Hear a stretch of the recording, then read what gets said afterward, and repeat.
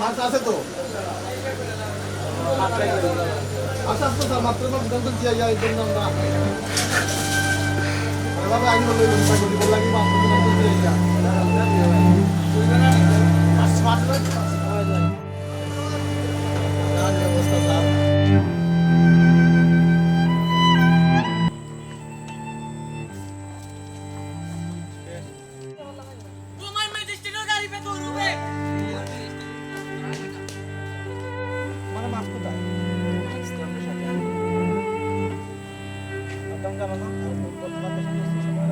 জানি তো স্যার, কিন্তু আমরা তো মনে করি যে আমার ছিল আমরা তো মাছ তো টাউনে গেলে তো আমরা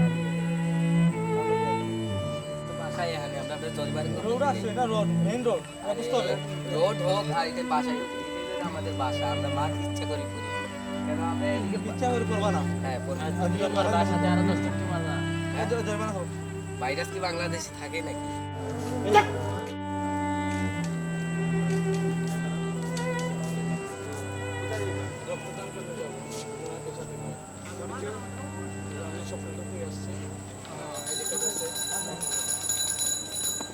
রক্তদান করতে যাইবা কে রক্তদান করবে সে কোন হাসপাতাল যা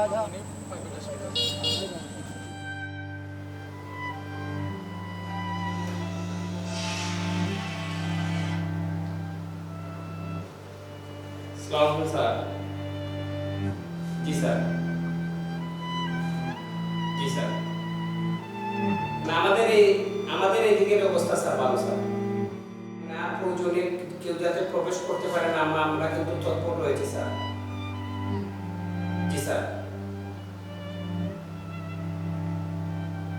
জি স্যার ওই কালকের দিকে স্যার জি স্যার আচ্ছা স্যার ওকে স্যার ওকে আসসালামু আলাইকুম স্যার এখানে স্যার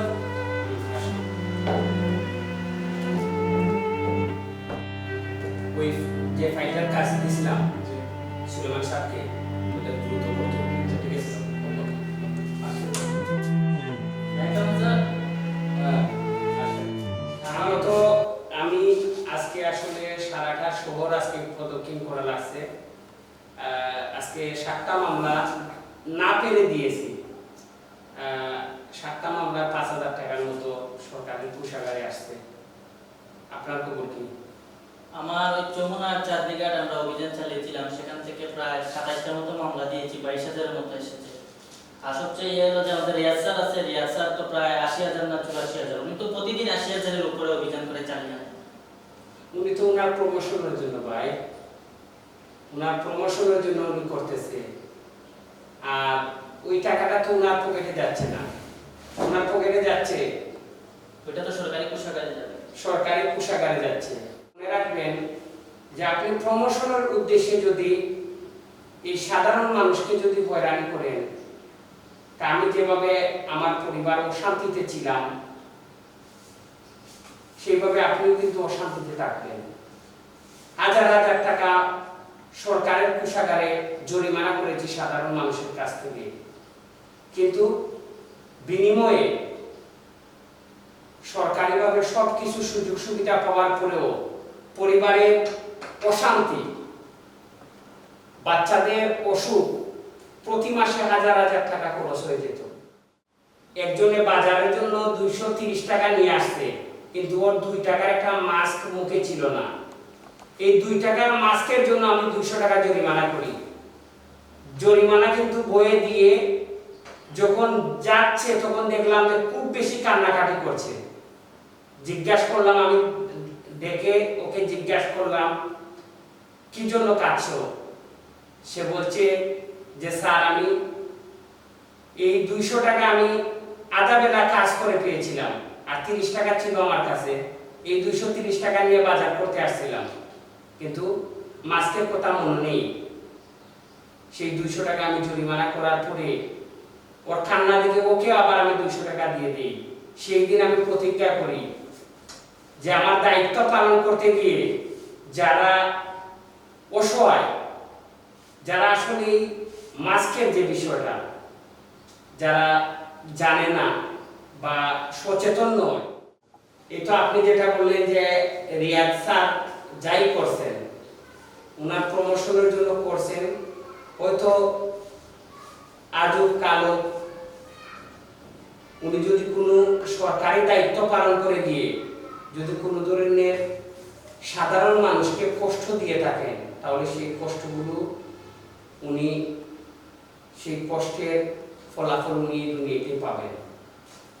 আপনার অনেক প্রশংসা আমি শুনেছি, আপনি হয়তো দায়িত্ব পালন করে সততা নিষ্ঠার সহিত আপনার দায়িত্ব পালন করে যাচ্ছেন। আসলে আমিও স্যার অনেক সময় তাদের প্রতি কঠোর হয়ে যাই ডিউটি পালন করতে গিয়ে। তো আমি চেষ্টা করব যাতে আগামীকাল থেকে তাদের প্রতি এতটা কঠোর না হই সাধারণ মানুষের প্রতি। আর আজ আপনার কথা শুনে সত্যি খুবই দুঃখ হচ্ছে, আসলে না বুঝে না জেনে অনেককে এভাবে আমি কঠোর জরিমানা দিয়েছি, হয়তো তারাও আমাকে অভিশাপ দিচ্ছে। তো চেষ্টা করবো আগামীকাল থেকে যাতে এরকম না হয়, যতটুকু পারা যায় নিয়ন্ত্রণের ভিতরে এই অভিযান চালাবো ইনশাআল্লাহ। স্যার সকালে যে রিয়াজ স্যারে কয়েকজনের চায়ের দোকান থেকে কেটলিগুলো নিয়ে আসছিল, এর জন্য বাইরে ওরা কান্নাকাটি করতেছে। দেখছেন আপনি ওই যে কেটলি নিয়ে আইসা আবার দেখি ছবি তুলতেছে, সামনে দাঁড়িয়ে ছবি তুলছে, ফেসবুকে পোস্ট করছে, ওইটা কি আলাদা একটা ক্রেডিট হলো? এই তো যে একটা চায়ের দোকান কি ক্যাটারিং নিয়ে আসলে কি সমাধান হবে? বাকিরা তো আমরা যখন ডিউটি পালন করে চলে আসি দেখা যায় যে অলিতে গলিতে লুকিয়ে আর অনেক চা ব্যবসায়ী চা ব্যবসা করে। তো একটা কেটলি আনলে তো আর এটা সমাধান হবে না। অর্থ সব দোকানের কাপ প্লেট কেটলি যা আছে সব কিছু নিয়ে আসছে। ও কই বলছে বাইরে আছে স্যার। আর রিয়াদ স্যার কই? রিয়াজ স্যার তো অফিস থেকে বাইরে গেল। আসলে আমরা কিছু সুযোগ যদি না দেই, এই চায়ের দোকানদার সে কিভাবে খাবে, তার চলাফেরা কিভাবে হবে? আজকে নবম দিন শাটডাউনের নবম দিন, তার পরিবার কিভাবে চলবে? ওই তো সকালে নিয়ে আসছে যে এখন পর্যন্ত হয়তো তার পরিবারে কোন ধরনের খরচ করতে পারে নাই সে। অনেক কান্নাকাটি করতেছে স্যার, অনেক কান্নাকাটি করতেছে। আচ্ছা ওরে রাইকা আপনি ওইটা সমাধান করে দিন। ওকে স্যার, সালাম। ওকে তো আজকে এখন যাই স্যার, আমার ডিউটি আছে। ওকে। পুলিশের কেটলি অভিযানে বিশাল সাফল্য। আসসালামু আলাইকুম প্রিয় দর্শক, আপনাদের জন্য এই ছোট্ট একটা ভিডিও আমরা উপহার দিলাম। আমাদের এই ভিডিও পরিবেশন করতে যদি কোনো ধরনের ভুল ভ্রান্তি থাকে তাহলে অবশ্যই আপনার একজন ভাই হিসাবে, বন্ধু হিসাবে ক্ষমা সুন্দর দৃষ্টিতে দেখবেন। আমরা সমাজকে কিছু ভালো কিছু উপহার দিতে এখানে যারা উপস্থিত আমরা চারজনই স্বেচ্ছাসেবী। আজ সমাজের জন্য আমরা হয়তো মুখে যেটা বলি, আমরা যদি না জানি মা কেমনে সকাল হবে, আমরা আমাদের জ্ঞান মেধা অনুযায়ী আমরা চেষ্টা করব সমাজকে ভালো কিছু উপহার দিতে। এখানে আমরা দুজন অফিসার এবং দুইজন অফিস সহকারী আর অনুপস্থিত আরেকজন অফিসার নিয়ে আমরা এই নাটিকা তৈরি করেছি। আমরা চেষ্টা করেছি আপনাদেরকে এবং আমাদের এই ভিডিওটি যদি দেখে কোনো ধরনের অফিসার, সাধারণ মানুষ যারা করোনা কি, করোনা কতটুকু ভয়াবহ, করোনা কতটুকু আঘাত আনতে পারে, করোনা একটা ধ্বংসযজ্ঞের নাম, করোনা বিশ্ব মহামারীর মধ্যে যে করোনা যে এতটা আতঙ্ক, হয়তো সাধারণ মানুষ সেটা বুঝে না। কিন্তু সাধারণ মানুষকে আমরা যারা বুঝি তারা বুঝাতে হবে। আমরা কঠোর হয়ে বুঝানো নয়, তাদেরকে জরিমানা দিয়ে বুঝানো নয়, তাদের পেটে লাথি দিয়ে বুঝানো নয়, তাদেরকে আমরা যেন সুস্থ মস্তিষ্কের বিকাশ ঘটিয়ে যেন তাদেরকে বুঝাতে পারি যে এই মহামারী আমরা যেন সবাই দূরত্ব বজায় রাখি, অন্যজনের কাছ থেকে 3 ফুট দূরত্ব বজায় রাখি, মাস্ক ব্যবহার করি, হ্যান্ড স্যানিটাইজার ব্যবহার করি। এই ধরনের জিনিস আমরা যেন বুঝিয়ে, কাউকে জোর করে নয় এবং অনেকের পেটের যেন আমরা লাথি না মারি।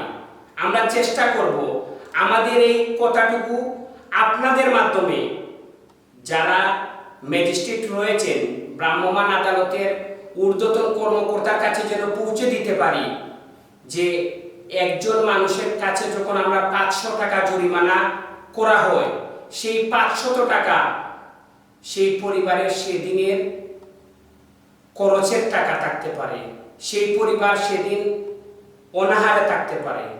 তাই আসুন আমরা যেন আমাদের এই ভিডিওটা প্রচার করে দিই সেই সকল অফিসারদের কাছে।